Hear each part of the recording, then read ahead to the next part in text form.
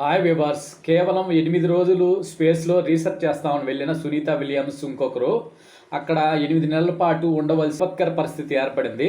అసలు ఏం జరిగిందంటే, వీరు వెళ్ళిన బోయింగ్ స్టార్ లైన్ వేమనౌక అక్కడ సాంకేతిక సమస్యలు ఎదుర్కోవడంతో వీరు అక్కడే 8 నెలల పాటు ఉండవలసిన దురదృష్టకర పరిస్థితి ఏర్పడింది. వారి కోసం నాసా స్పేస్ ఎక్స్ అనే వ్యోమనౌకను పంపించింది. అది ఇప్పటికే అంతరిక్షానికి కూడా చేరుకుందనమాట.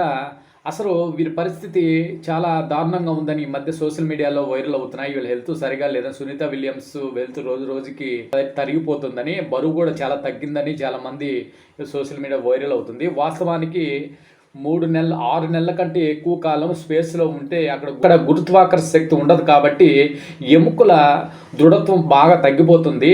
అంతేకాకుండా కండరాల క్షీణత కూడా, ఎందుకంటే అక్కడ మన భూమిపై లాగా ఎక్సర్సైజులు చేయడము అంటే ఈ గురుత్వాకర్షణ శక్తి వల్ల మన ఎముకలు బలాన్ని పుంజుకుంటూ ఉంటాయి. అలాంటి పరిస్థితి స్పేస్లో ఉండదు కాబట్టి వాళ్ళ ఎముకల దృఢత్వం బాగా తగ్గిపోయే అవకాశం ఉంది. కండరాల క్షీణత కూడా మొదలయ్యే అవకాశం ఉంది.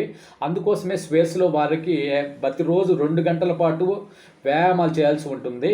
వారి కోసం ప్రత్యేకమైన థ్రెడ్మిల్ కూడా ఏర్పాటు చేస్తారు. థ్రెడ్మిల్ పైన గురుత్వాకర్షణ శక్తి స్పేస్లో ఉండదు కాబట్టి వీళ్ళు పైకి ఎగిరిపోయే ప్రమాదం ఉంది. కాబట్టి వీరికి ఒక గట్టిగా వాళ్ళని ఆ థ్రెడ్మిల్ పైన ఉంచే విధంగా ఒక బెల్ట్ను కూడా అరేంజ్ చేశారనమాట. అలా వీళ్ళు ప్రతిరోజు 2 గంటల పాటు స్పేస్లో వాకింగు, కాస్త కఠినమైన వ్యాయామాలు చేయడానికి కొన్ని ప్రత్యేకమైన పద్ధతులు ఏర్పాటు చేశారు. అలా చేయడం వల్లే వీరు అక్కడ మనుగడ సాధించగలుగుతారనమాట. అలా చేయకపోతే వెంటనే వీళ్ళకి నరాలు, కండరాలు కాకుండా ముఖ్యంగా ఎముకలు దృఢత్వాన్ని పూర్తిగా కోల్పోయి చాలా తీవ్ర అనారోగ్యానికి గురయ్యే అవకాశం ఉందన్నమాట.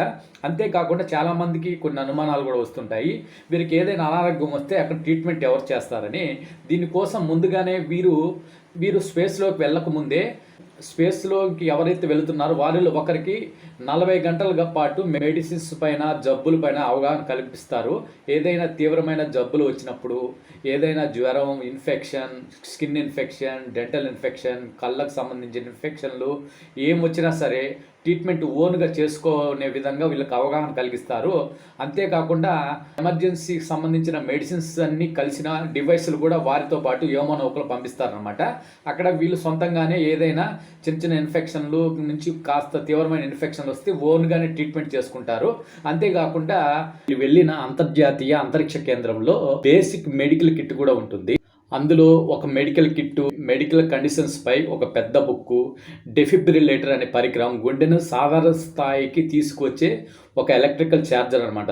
దాన్ని డెఫిబ్రిలేటర్ అంటారు. పోర్టబుల్ అల్ట్రాసౌండ్, కళ్ళను పరీక్షించే ఒక పెద్ద పరికరం, 3 లీటర్ల సెలైన్ వంటి ఉపయోగకరమైన పరికరాలు కూడా ఉంటాయన్నమాట. ఈ స్పేస్ సెంటర్లో ఉండే ఈ పోర్టబుల్ అల్ట్రాసౌండ్ మిషన్ ఈ సైంటిస్టులు శరీరం లోపల ఏం జరుగుతుందనేది ఫోటోలు తీసి భూమిపై నుండి వైద్యులకు పంపిస్తారు.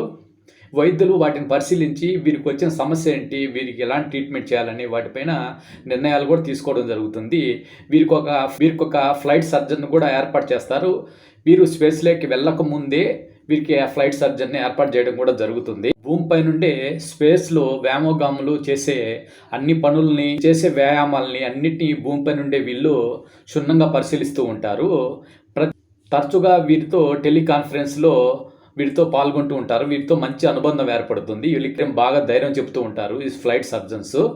ఇలా వ్యోమగాములకి వైద్య సహాయాన్ని బాగా అందిస్తుంటారనమాట నాసా వాళ్ళు. ఇది కాకుండా ఇంకో డౌట్ కూడా వస్తుందన్నమాట. వీళ్ళకి ఏదైనా ఆపరేషన్స్ లాంటివి జరగాలి, అవసరమైతే ఎవరు ఆపరేషన్ చేస్తారనే అనుమానం కూడా ఉంది. దానికోసం కూడా ఈ రోబోట్ వ్యవస్థను ఏర్పాటు చేశాడు. కొన్ని రోబోట్స్ కూడా అక్కడ ఏర్పాటు చేయడం జరిగింది. కింద నుంచి డాక్టర్స్ కమాండ్ చేస్తే ఈ రోబోట్స్ ఆపరేషన్స్ చేసే అవకాశం కూడా ఉందన్నమాట. ఈ మధ్య కూడా ఒక చిన్న ఆపరేషన్ ఒక స్పేస్లో ఒక సైంటిస్ట్ కూడా సక్సెస్ఫుల్గా చేసింది. అలాంటి అవకాశం కూడా ఉంది. ఇలా ఇవన్నీ చూస్తే వీళ్ళకి ఆరోగ్యపరంగా చాలా మంచి వసతులు ఉన్నాయి. కానీ ఈ 6 నెలల కంటే ఎక్కువ కాలం ఉండడం వల్ల ఎముకలో 33%, కండరాలు 35% మ్యాక్సిమం క్షీణించే అవకాశం ఉందని సైంటిస్టులు కూడా, చాలామంది వైద్య నిపుణులు కూడా ఆందోళన చెందుతున్నారు. ఎనీవే, వీరి కోసం, సునీత విలియమ్స్ కోసం, ఇంకొక అతని కోసం, సునీత విలియమ్స్ గారి ఊరిలో ఒక అఖండ దీపాన్ని కూడా వెలిగించారు. మన శివుడు వాళ్ళని రక్షించాలని, వాళ్ళు క్షేమంగా తిరిగి రావాలని, మనం కూడా వాళ్ళు క్షేమంగా తిరిగి రావాలని మనస్ఫూర్తిగా కోరుకుంటాం. వీడియో ఇన్ఫర్మేటివ్ కనిపిస్తే ప్రతి ఒక్కరికి షేర్ చేసి సబ్స్క్రైబ్ చేయండి. జై హింద్, జై భారత్.